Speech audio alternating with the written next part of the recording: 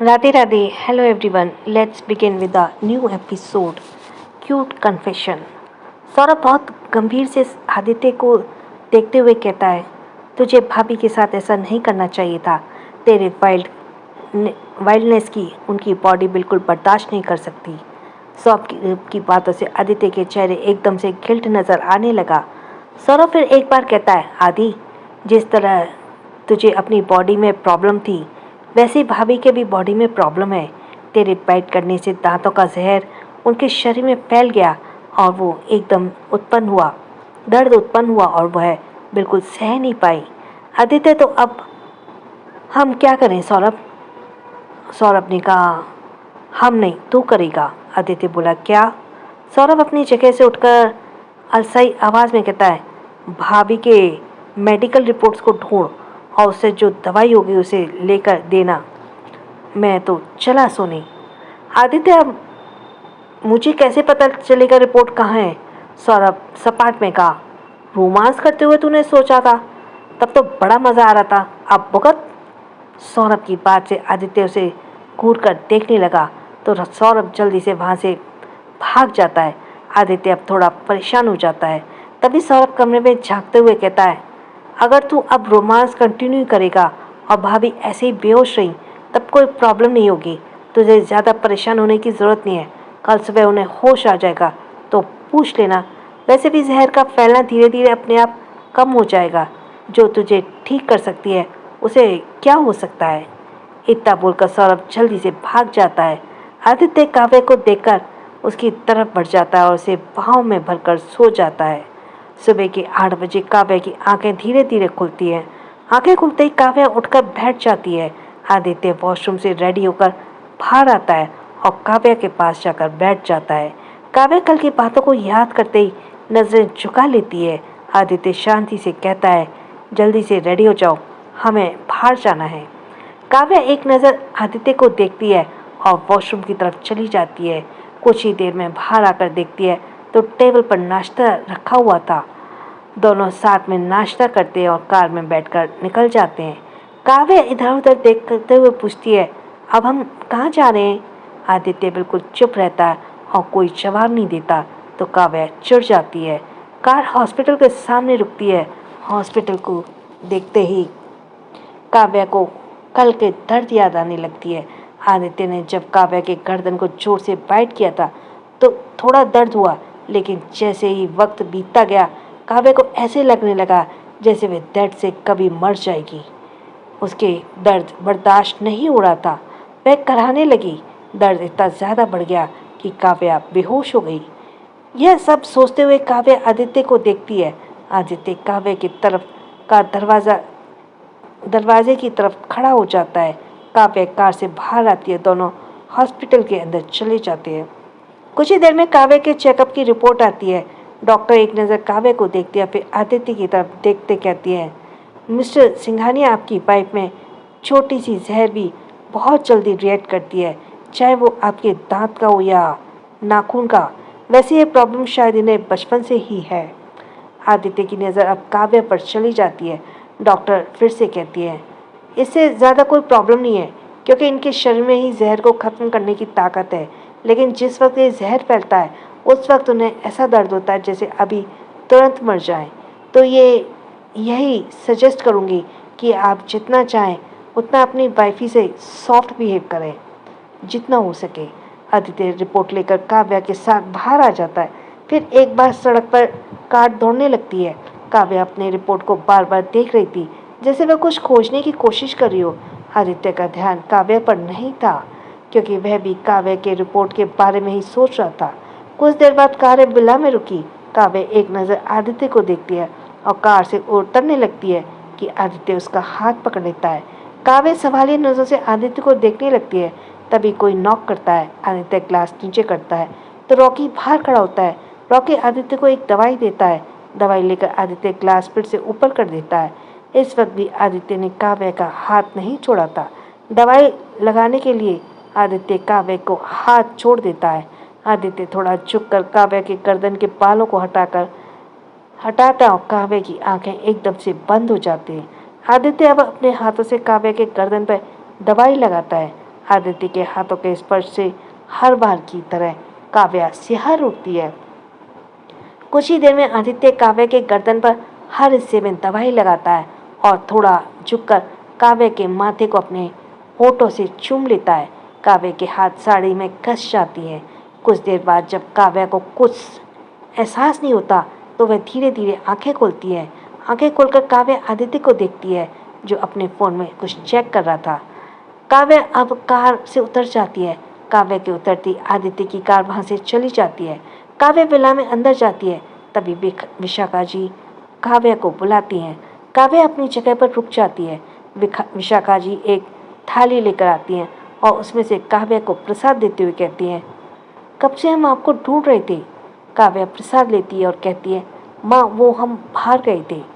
दोनों बात कर ही रहे थे कि विशाखा जी की नज़र काव्या के गले पर चली जाती है जो बाल से थोड़े ढके हुए थे।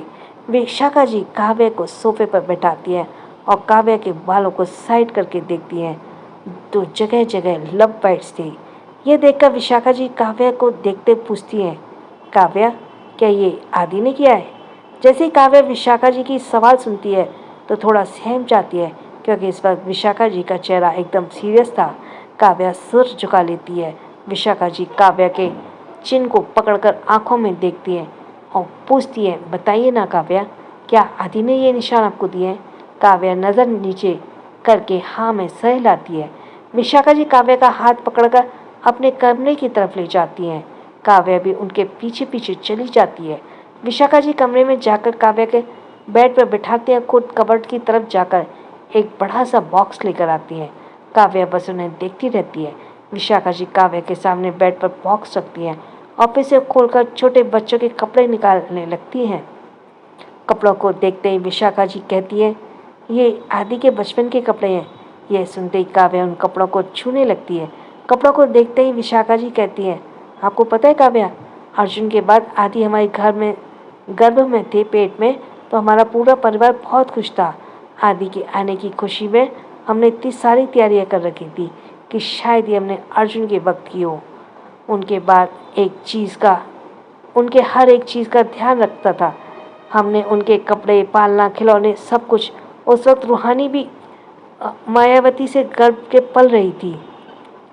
रूहानी भी मायावती के गर्भ में पल रही थी। बस आधे महीने का अंतर था। मैं हर वक्त बस यही सोचती थी, जब आदि का जन्म होगा तो हम अपने हाथों में लेकर सीने से लगा लेंगे। अलग ही खुशियाँ बिखरी हुई होंगी। हम तो सोच भी नहीं सकते थे। उस वक्त माँ भी बहुत खुश थी, पता नहीं क्यों, लेकिन आदि के आने से पहले ही एक अलग ही तरह का सुकून और खुशी फैली हुई थी। वो हमारे साथ बहुत ज़्यादा जुड़ चुके थे। लेकिन कहते हुए जैसे विशाखा जी उन बुरे पलों को याद करके कांपने लगी। यह देखते हुए काव्या थोड़ा घबरा जाती है। काव्या आवाज़ देती है, माँ, माँ। विशाखा जी अचानक चिल्लाती हैं, काव्या प्लीज़ उन्हें मेरे आदि को छोड़ने को कहो। मैं आदि के बिना नहीं रह पाऊंगी। प्लीज़ काव्या, उन्हें रोको, मेरे आदि को वो ले जाएंगे। काव्या कुछ समझ ही नहीं पाती कि आखिर विशाखा जी को हुआ क्या। विशाखा जी का शरीर ढीला पड़ने लगा और वह बेहोश हो जाती हैं। काव्या उन्हें बहुत उठाने की कोशिश करती है लेकिन उठा नहीं पाती। काव्या जल्दी से जाकर सौरभ को बुलाती है और सौरभ विशाखा जी को चेक करता है। बेड पर रखे सामान को देखकर सौरभ काव्या से पूछता है, भाभी क्या आंटी अभी आदि के बचपन के बारे में बोल रही थी। काव्या हाँ में सर हिला देती है और सौरभ सारे सामान को अंदर करके कबर्ड में रख देता है। सौरभ काव्या को बाहर चलने के लिए कहता है और दरवाजे को बंद कर देता है। काव्या सवालिया नज़रों से सौरभ को देखती है। सौरभ काव्या को देखकर कहता है, आंटी को पैनिक अटैक आया है। ये उन्हें हमेशा ही आता है जब वो आदि के बचपन के बारे में बात करती है। काव्या सवाल करती है, ऐसा क्यों हुआ था उनके बचपन में। सौरभ कहता है, वो जो शायद ही कोई माँ बर्दाश्त कर सके। इतना बोलते ही सौरभ वहाँ से चला जाता है। सौरभ की बातों को काव्या बिल्कुल समझ नहीं पाती। काव्या एक नज़र विशाखा जी के कमरे की तरफ देखती है और उसके कमरे की ओर चली जाती है। श्रेष्ठा एक होटल में बैठी किसी सोच में डूबी हुई थी। तभी उसे अजीब बातें सुनाई देती हैं। काम होते ही उन्हें पैसे मिल जाएंगे। श्रेष्ठा मुड़कर देखती है तो हम उसे नुकुल दिखाई देता है। आज भी उस किसी लड़की के साथ था। कुछ ही पल में वह लड़की वहाँ से चली जाती है और नुकुल होटल के प्राइवेट रूम की तरफ बढ़ जाता है। श्रेष्ठा भी उसका पीछा करते हुए दरवाजे के बाहर पहुंच जाती है। श्रेष्ठा दरवाजे को जोर से धक्का देती है और खोलती है। अंदर जो नुकुल अभी अभी आया था वह पीछे मुड़कर देखता है। श्रेष्ठा को देखते ही नुकुल कुछ सोचते हुए कहता है, तुम तो श्रेया की बहन हो ना? श्रेष्ठा गुस्से से कहती है, हाँ। नुकुल का चेहरा अचानक गुस्से से लाल हो जाता है। क्या लेने आई हो तुम यहाँ? श्रेष्ठा एकदम से कहती है, मेरी दी तुम्हें कैसे जानती थी? तुम तो लड़कियों से गलत काम करवाते हो। नुकुल, ओह हेलो मैडम, तुम्हारी दी भी कोई दूध की धुली हुई नहीं थी। अमीर बनना था उसे, बहुत अमीर। मैंने उसे अपने काम के बारे में बताया तो वह तुरंत करने के लिए मान गई। 4-5 काम तो उसने आराम से कर दिए, लेकिन जब हमने उसे ध्रुव सूर्यवंशी को मारने के लिए भेजा तो खुद मरकर आ गई। इतना बड़ा लॉस कर दिया हम तुम्हारी बहन ने। श्रेष्ठा जैसे ये सुनती है गुस्से से नुकुल को मारने लगती है और कहती है, झूठ बोल रहे हो तुम, मेरी दी ऐसी नहीं थी। नुकुल खुद को छुड़ाता और अपने फ़ोन पर एक वीडियो प्ले करता है जिसमें श्रेया नुकुल से ध्रुव को मारने का डील कर रही थी। वीडियो देखकर श्रेष्ठ उल्टे कदमों से बाहर चली जाती है और होटल रूम से बाहर चली जाती है। श्रेष्ठा भागते भागते पहाड़ियों के ढलान में पहुंच जाती है। श्रेष्ठा के बार बार वही वीडियो याद आने लगती है। श्रेष्ठा अपने दोनों कानों पर हाथ रखकर चिल्लाती है, नहीं नहीं दी, आप ऐसा नहीं कर सकती।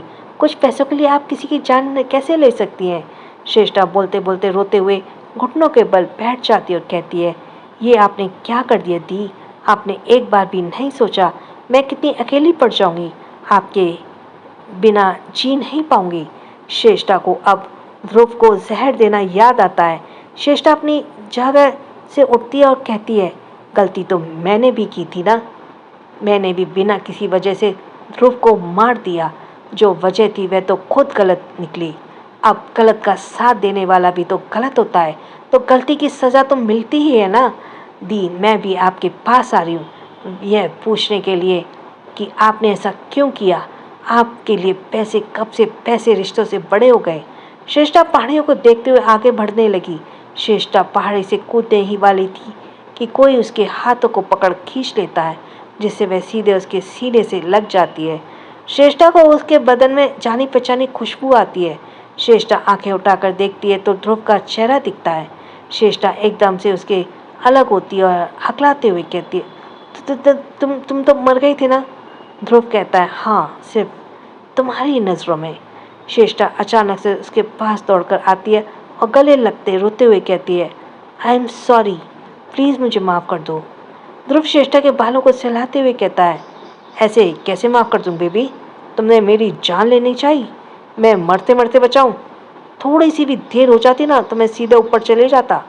श्रेष्ठा ध्रुव की आंखों में देखते हुए कहती है, तुम मुझे जो भी सज़ा दोगे मैं उसके लिए तैयार हूँ। ध्रुव डेविल स्माइल करते हुए कहा, सोच लो, मैं जो बोलूँगा तुम्हें करना पड़ेगा, फिर पछताने का मौका नहीं मिलेगा। श्रेष्ठा हाँ में सर हिलाती है। ध्रुव श्रेष्ठा की कमर को पकड़ खींच लेता है और कान के पास जाकर कहता है, आई वॉन्ट यू बेबी। श्रेष्ठा यह सुनते ही ध्रुव को जोर से धक्का देती है और हैरानी से कहती है, वॉट? ध्रुव फिर से श्रेष्ठा को कमर से पकड़कर खींच लेता और कहता है, क्यों? पनिशमेंट पसंद नहीं आई? और वैसे भी हम पहले एक बार ये सब कर चुके हैं। श्रेष्ठा ध्रुव से दूर हटकर कहती है, यू विश्रम इडियट, हफ्सी राक्षस, हवस के पुजारी, तुम्हें इस सब के अलावा कुछ नहीं सोचता? श्रेष्ठा की बात सुनकर ध्रुव हंसने लगता है तो श्रेष्ठा समझ जाती है कि ध्रुव ये सब उसे परेशान करने के लिए बोल रहा था। श्रेष्ठा ध्रुव के पास जाकर सीने पर मारने लगती है और कहती है, तुम बहुत बुरे हो। ध्रुव श्रेष्ठा के हाथों को पकड़ लेता है और माथे पर किस करते हुए कहता है, I love you baby. Shreshtha चिढ़ते हुए कहती है, but I hate you. Dhruv कहता है, but I love you. Shreshtha कहते हैं, आई हेट यू। ध्रुव कहता है, I love you, I love you, I love you, I love you. इसी बात पर श्रेष्ठा बोलती है, I hate you, I hate you, I hate you, I hate you. Dhruv कहता है, आई हेट यू। श्रेष्ठा एकदम से बोलती है, आई लव यू। श्रेष्ठा की बात सुनकर ध्रुव के होठों पे बड़ी सी स्माइल आ जाती है और श्रेष्ठा के माथे पर किस करते हुए कसकर भाव में भरकर कहता है, आई लव यू टू। श्रेष्ठा इस बार कुछ नहीं बोलती, अपनी आंखें बंद करके ध्रुव को महसूस करने लगती है। ध्रुव भी अपनी आंखें बंद करके श्रेष्ठा को महसूस करने लगता है। दोनों के बीच बिल्कुल शांति थी। पहाड़ों की ढलान में चलती ठंडी हवाएं उनको छू कर निकल रही थी।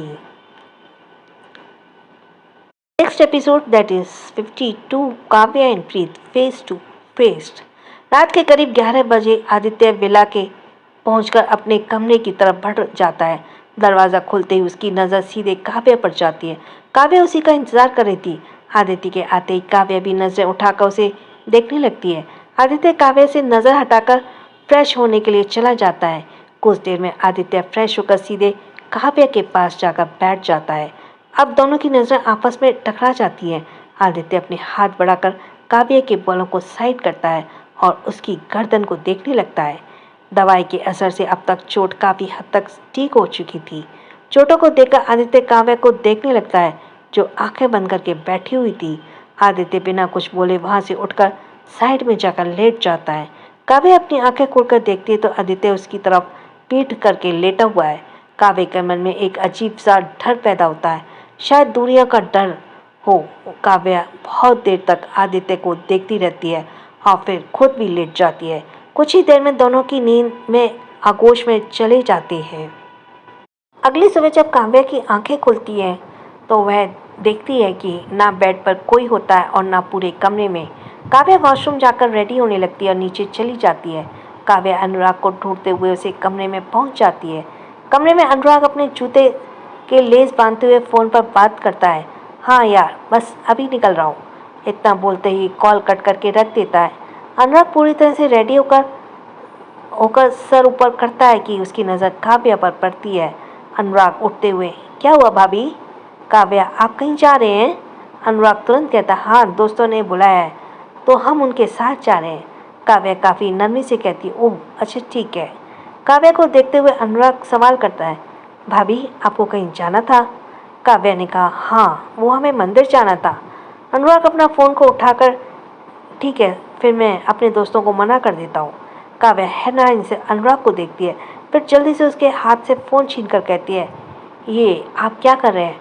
आप अपने दोस्तों के साथ जाइए, हम मंदिर चले जाएंगे।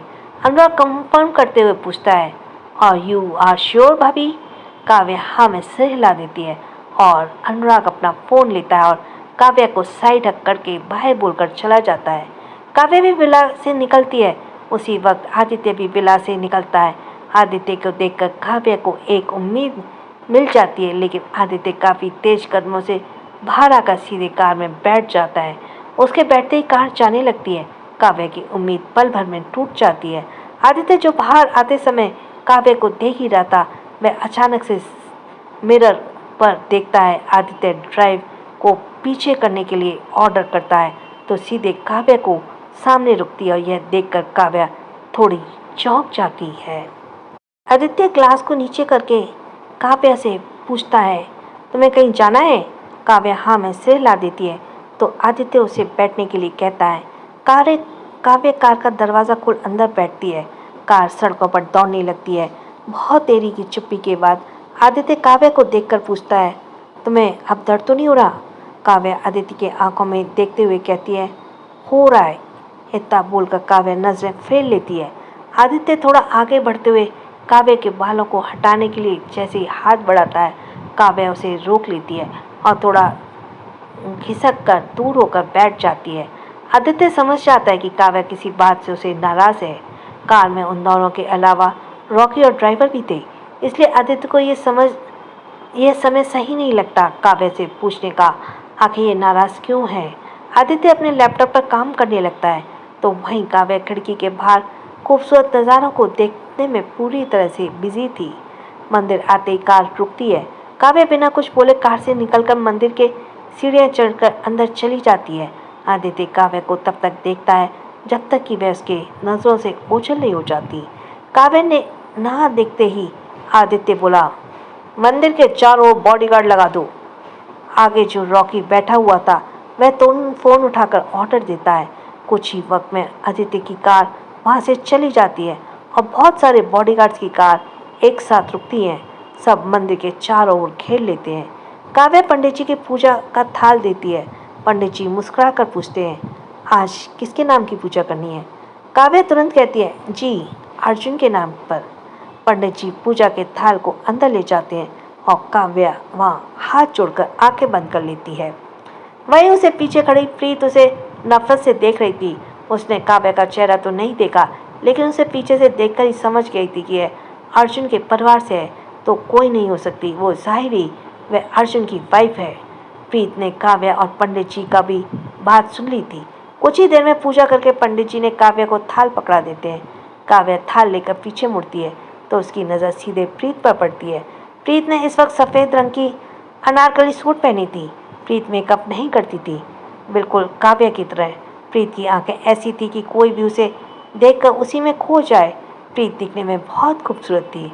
वहीं प्रीत की नज़र जैसे ही काव्या पर पड़ती है तो वह उसी में खो जाती है। काव्या पीले रंग की साड़ी में फूल की तरह खिल रही थी। काव्या प्रीत से थोड़ी ज़्यादा खूबसूरत थी। मांग में भरा सिंदूर से वह और भी ज़्यादा खूबसूरत लग रही थी। काव्या अपने कदम बढ़ाते हुए प्रीत के साइड से निकल जाती है। उसके जाते ही प्रीत नफरत से कहती है, तो इसने अर्जुन को अपनी खूबसूरती से रिझाकर मुझसे अलग कर दिया। लेकिन कोई बात नहीं, आज के बाद ये अपना खूबसूरत चेहरा देख नहीं पाएगी और ना ही किसी को दिखा पाएगी। इतना बोलकर प्रीत किसी को कॉल करती है और कहती है, तुम्हें एक फ़ोटो भेजिए, कुछ घंटों में वह हमारे कब्जे में होनी चाहिए। प्रीत कॉल का कट कर देती है। अब मैं देखती हूँ अर्जुन को मुझसे कौन छीनता है। रास्ते का कांटा तो कुछ भी देर में भस्म हो जाएगी। इतना बोलते ही प्रीत मुस्कुराते हुए मंदिर में पूजा करवाने के लिए चली जाती है। काव्या हर बार की तरह पूजा करने के बाद बेंच पर बैठी पहाड़ियों की खूबसूरत नज़ारे को देखने में व्यस्त थी। तभी उसका फ़ोन रिंग होता है। काव्या फ़ोन निकालकर स्क्रीन पर देखती है तो उसकी धड़कन एक एक बढ़ जाती है। काव्या के फ़ोन पर आदित्य का नाम फ्लैश हो रहा था। काव्या कॉल को रिसीव करने वाली होती है कि उसके हाथ एकदम से रुक जाते हैं और वह आदित्य के कॉल को इग्नोर करके साइड में रख देती है फ़ोन को।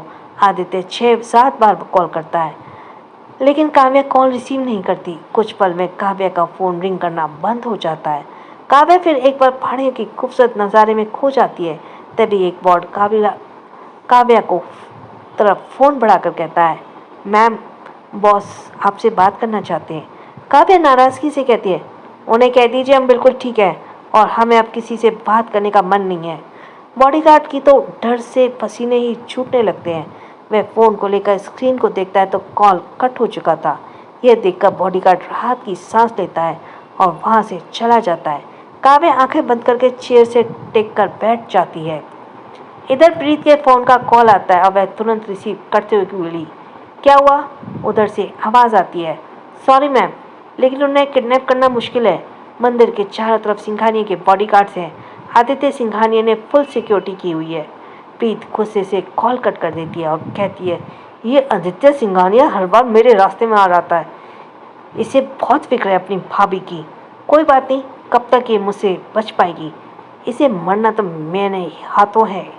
प्रीत अब मंदिर से निकल जाती है और वह हर तरफ नज़र डालती है तो सच में आदित्य में बहुत ही ज़्यादा टाइट सिक्योरिटी कर रखी थी।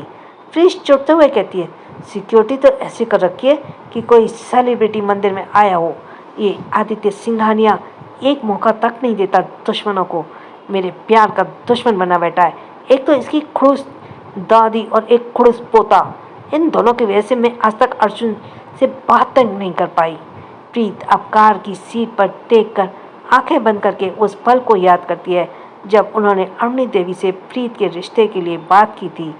एक कमरे में अरुणी देवी किसी रानी की तरह बैठी हुई थी और उसके सामने प्रीत के पिता शंकर राठौर और प्रीत की दादी प्रेल सिंह राठौर बैठे हुए थे।